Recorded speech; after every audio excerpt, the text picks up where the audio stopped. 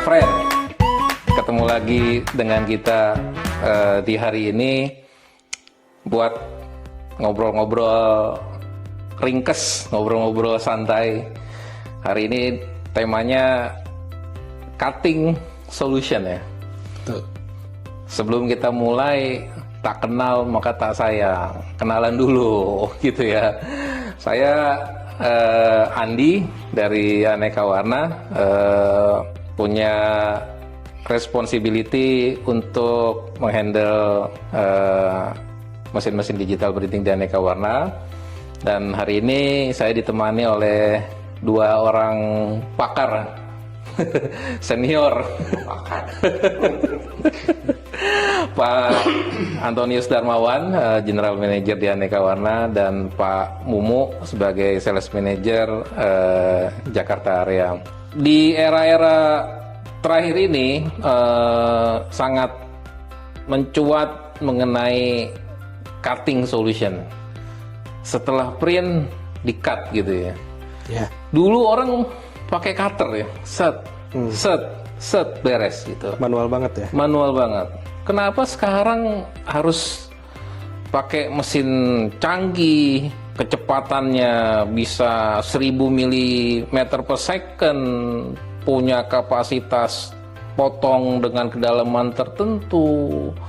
Apa sih Pak Anton kira-kira yang lagi terjadi di dunia digital printing ini? Saya ya? Iyalah. Oke. Sebenarnya kalau bicara finishing, ini adalah fenomena yang berulang. Seperti kita lihat di zaman offset dulu.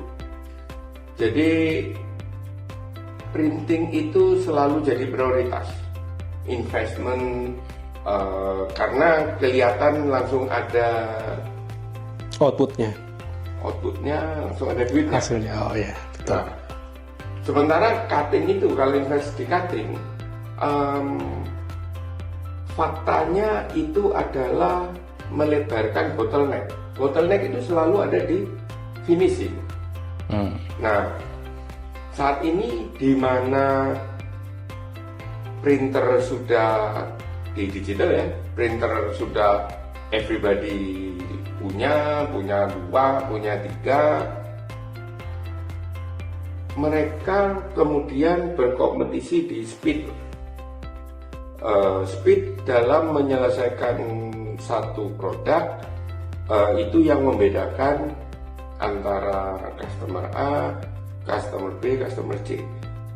Itu yang pertama. Yang kedua juga bagaimana mereka kemudian memiliki kemampuan membuat produk dengan lebih baik, lebih cepat tentunya dibandingkan dengan potong manual ya, kerapian. Mungkin Pak. Tapi kalau di digital printing kan kadang-kadang motongnya ya ada yang detail, harus lurus-lurus, bengkok-bengkok, tapi ada juga yang kalau saya lihat di beberapa tempat itu dia hanya menggunakan gunting, set kepotong gitu loh. Nah, itu value propositionnya ada di mana Pak ya? Nah gini Pak Andi, sekarang yang Pak Andi tahu kecepatan printer outdoor lah, solvent. Sekarang udah di angka berapa? Wah, sekarang printer luar biasa Pak, bisa 200 meter, 300 meter persegi satu jam. Kalau print headnya 12 bisa lebih dari itu kali Pak. Betul Pak. Terus kalau A3 Pak, itu udah berapa lembar tuh per menit? A3 sekarang per lembar mungkin bisa 60 sampai 80 lembar per menit. Nah, ya. Itu tadi di lapangan saat ini customer sudah mulai memikirkan hal itu Pak.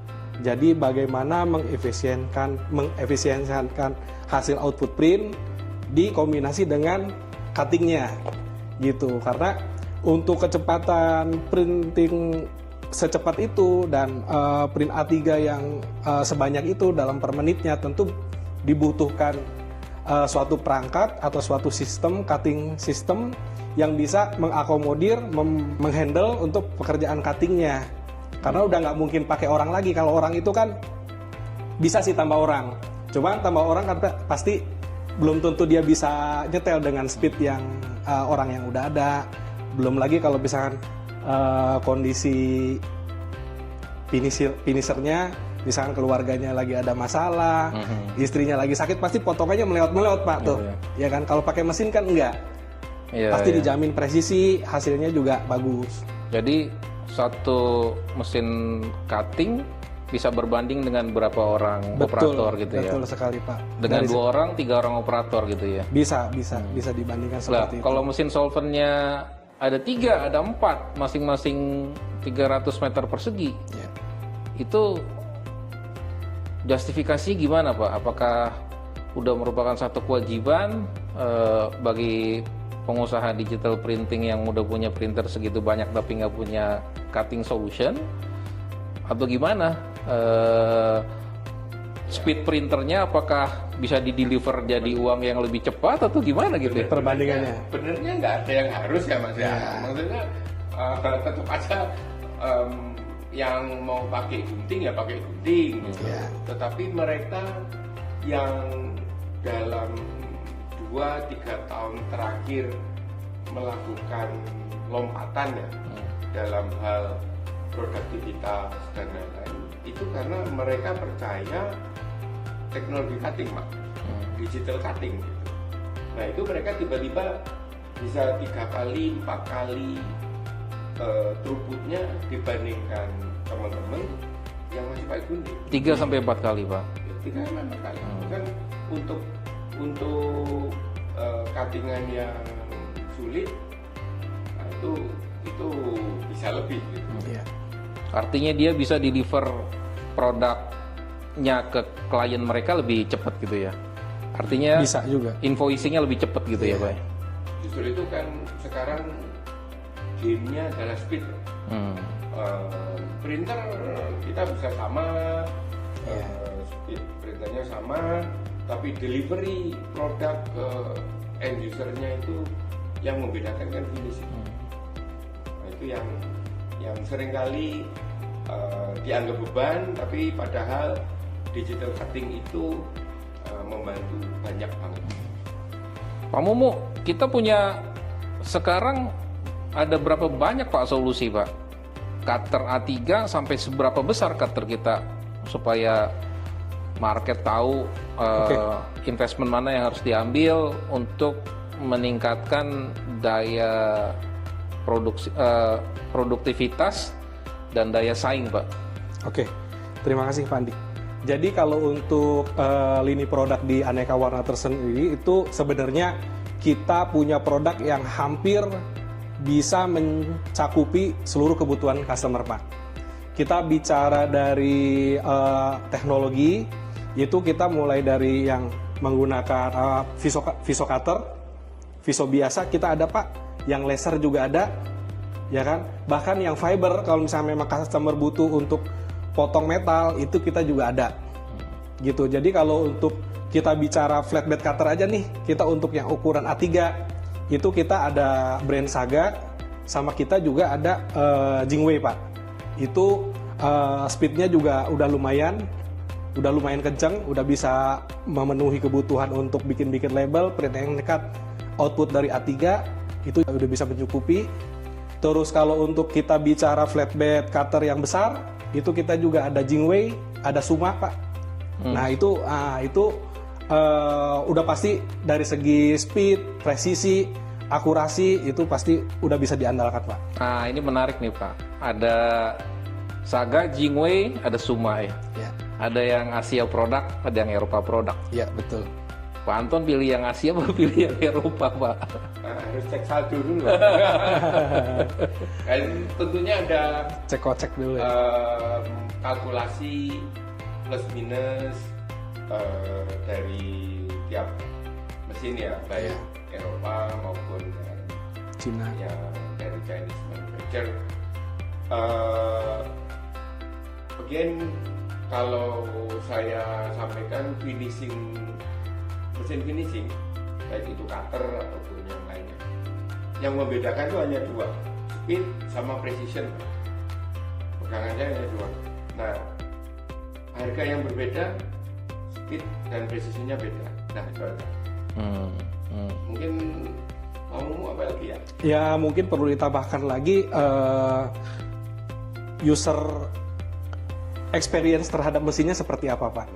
Gitu, karena perlakuan kita terhadap Chinese product sama Eropa product pasti beda. Gitu, tapi masing-masing dua hal tersebut bisa melengkapi Pak. Jadi kalau misalnya memang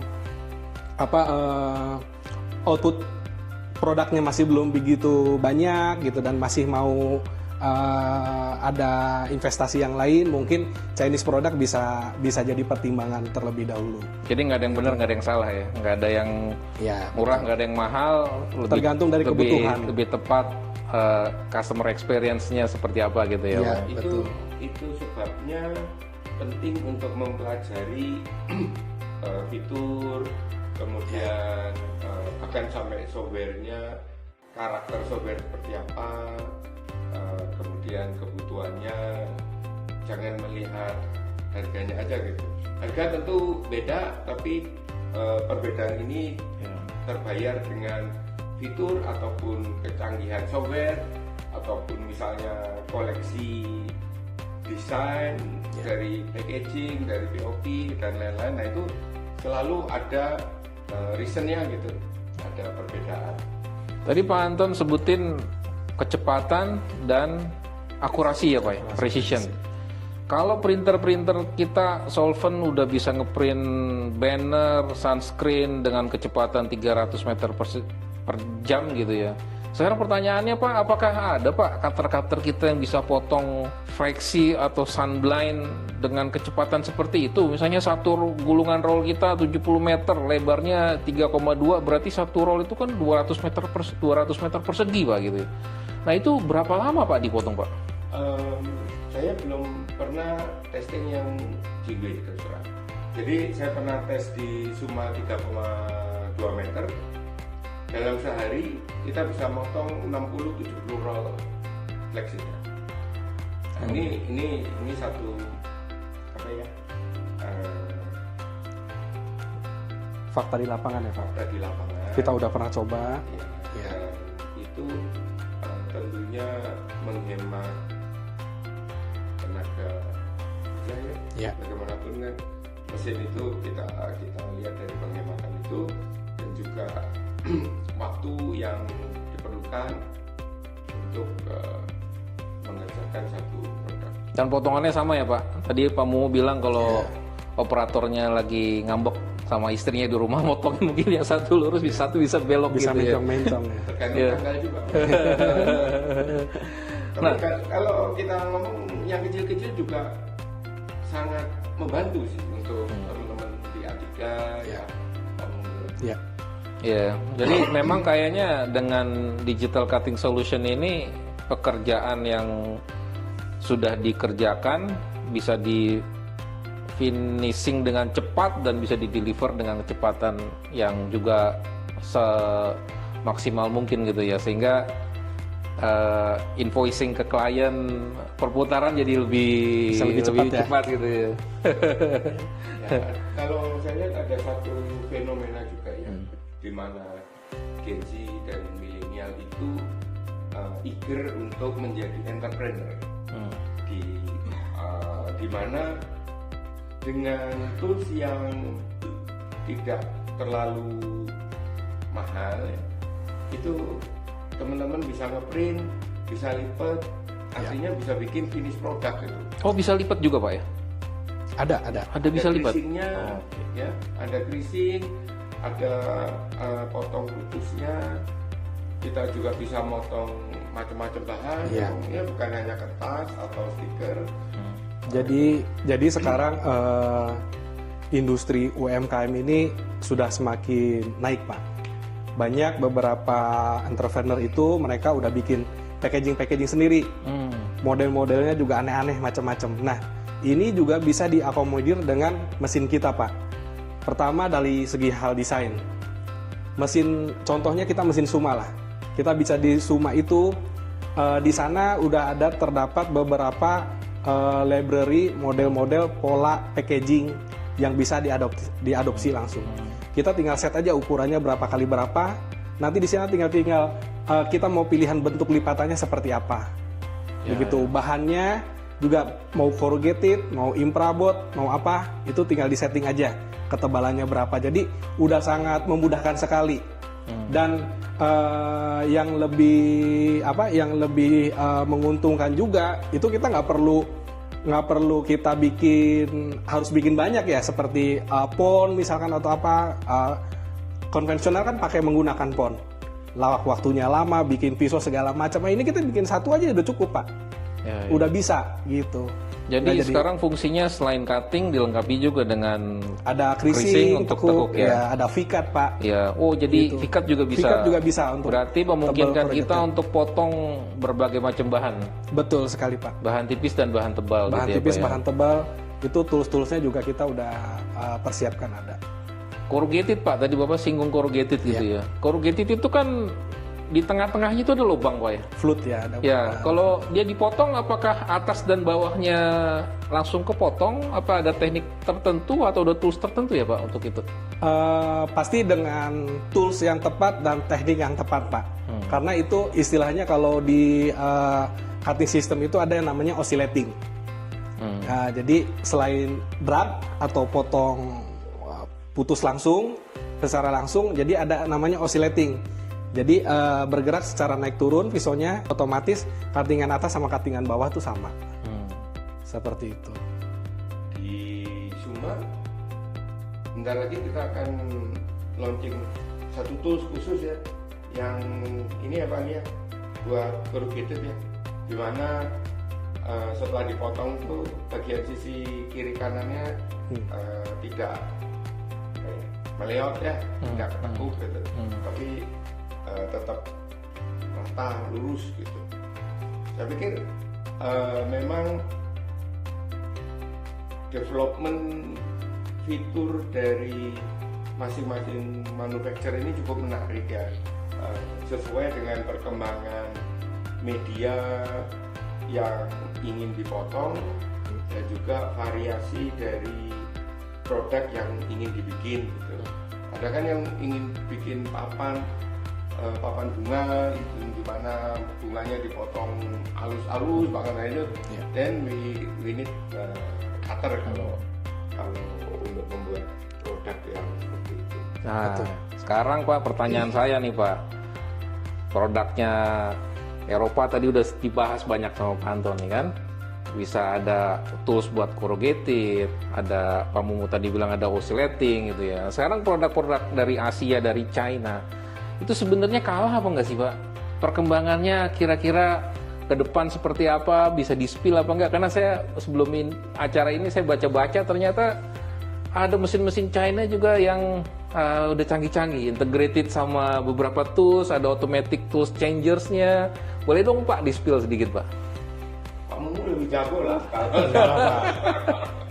Jadi gini Pak, kebetulan brand China yang kita pegang, Jingwei ini kalau kita lihat historinya, itu adalah salah satu manufacturer cutting solution walaupun dari Cina, tapi dia sangat bagus Pak. Bahkan ya betul. Dan kompetitif sebenarnya. Jadi kalau dari segi harga juga dibandingkan dengan China yang lain, memang Jingwei agak sedikit lebih mahal. Tapi fitur-fiturnya tentu lebih bagus daripada yang lain. Contohnya ya Pak ya, kayak model yang kita bicara seri yang 2516. Jadi kita ada satu mesin yang lebar 1,6, ke belakangnya bisa sampai 2,5 meter Pak. Itu harganya cuman setengahnya daripada mesin Eropa yang tadi saya sebut Pak. Jadi ini sangat menarik sekali, dia bisa print roll to roll juga Pak. Print roll to roll, dia bisa drag knife, oscillating, bikin packaging, segala macam. Dan salah satu tipe yang terbaru, mungkin Bapak tadi juga sudah sempat singgung ya Pak, itu kita ada seri namanya TB09, 2516 juga sama, itu RM, dia conveyor system juga. Nah, salah satu fitur di TB09 ini adalah dia punya keistimewaan, dia udah include dengan router. Betul. Jadi kalau Bapak Ibu misalkan ada kebutuhan cutting untuk yang agak keras, misalkan akrilik, kayu, itu kan pasti membutuhkan router. Nah, di TB09 seperti di bor ya, Pak, ya? dia pakai bor dengan mata bor khusus. Udah termasuk Pak, udah include dengan sistem routernya. Dan yang paling canggihnya lagi Pak, di TB09 ini dia udah menganut sistem ATC namanya Pak, Automatic Tool Changing. Automatic tool changing. Jadi misalkan nih Pak ya, Bapak mau cutting akrilik Pak, tabel misalkan 5 mili, ya kan. Normal di mesin router yang biasa itu kan pasti Bapak kebanyakan ya langsung sekali potong. Misalkan pakai tools yang 5 mili, Bapak langsung hajar potong tembus seperti itu. Tapi kita bisa set, misalkan kita Papa 1 mili dulu, 2 mili dulu, kita mau halusin, kita mau bikin bevel gitu. Nah itu gonta-ganti mata bornya udah otomatis Pak. Udah kita setting, step pertama pakai mata bor A, step kedua pakai mata bor B, udah.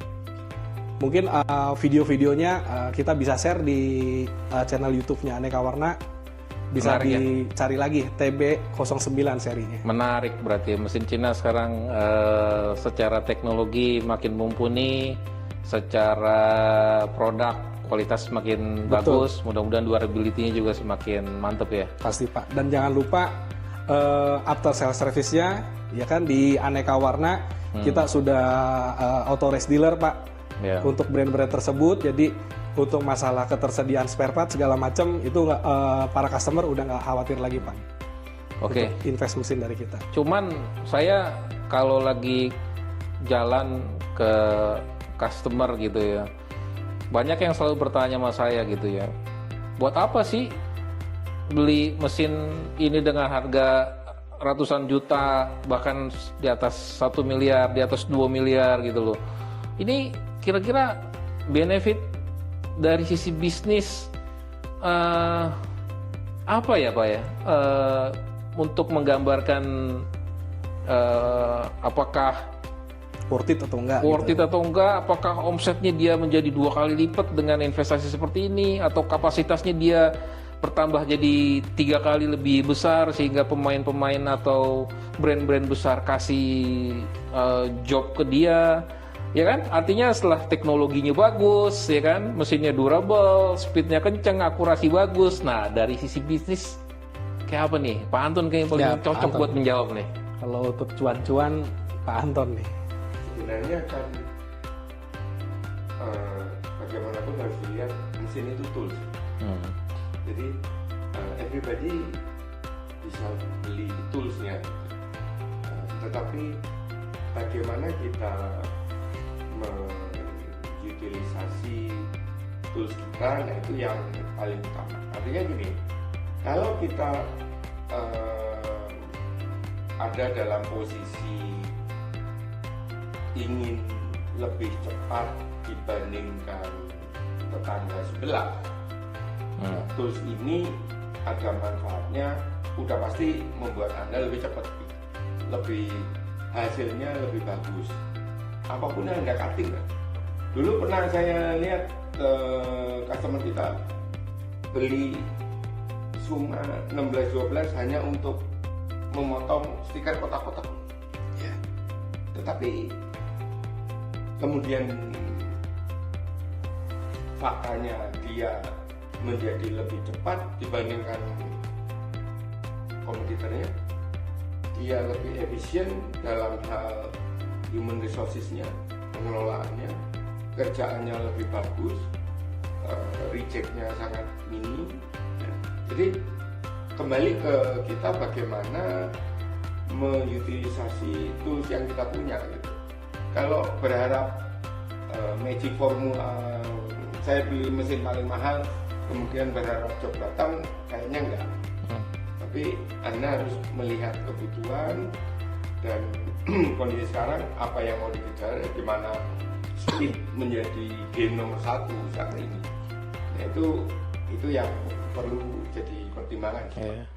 Pengalaman Pak buat klien-klien Bapak yang udah punya digital cutter itu menyesal atau malah nambah Pak?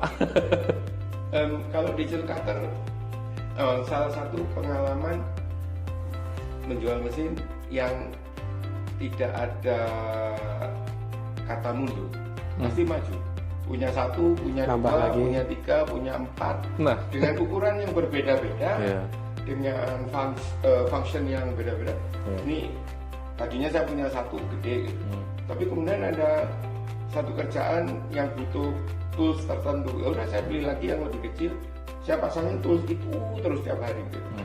Nah, ini fenomena yang kita lihat di lapangan ya Pak Mumu. Ya betul. Anda beli 1 bukan berarti harus kemudian persis.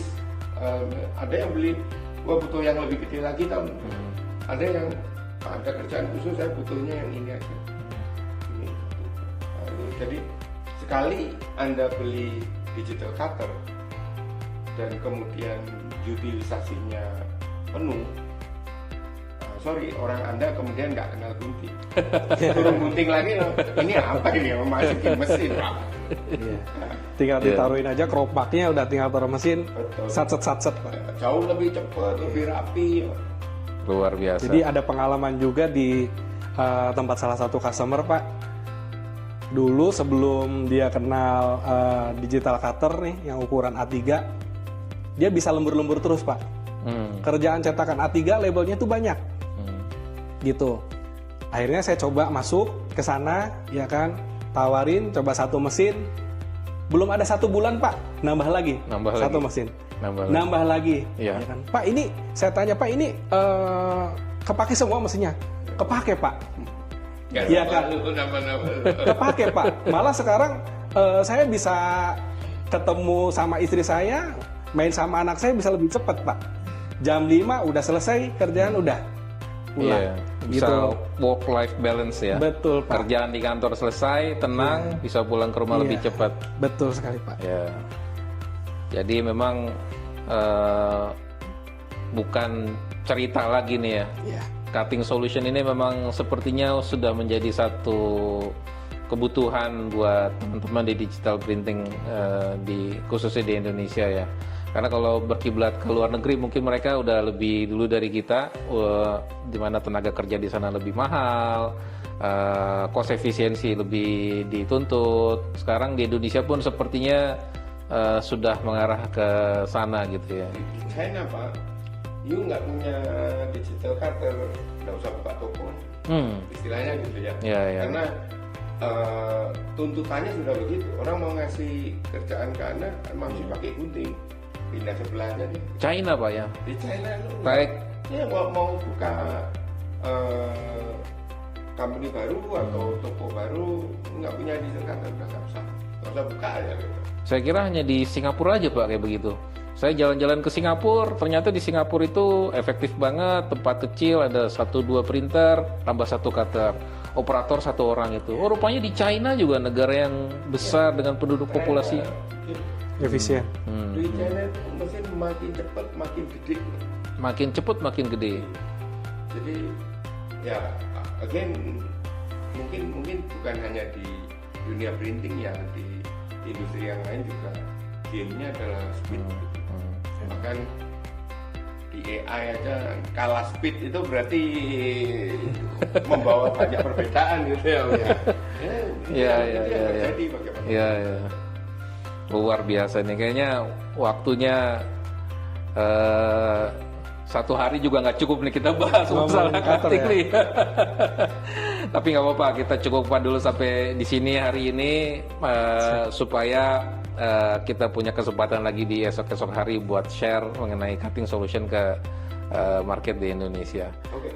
Pak Anton, Pak Mumu, terima kasih waktunya. Terima kasih Pak. Selamat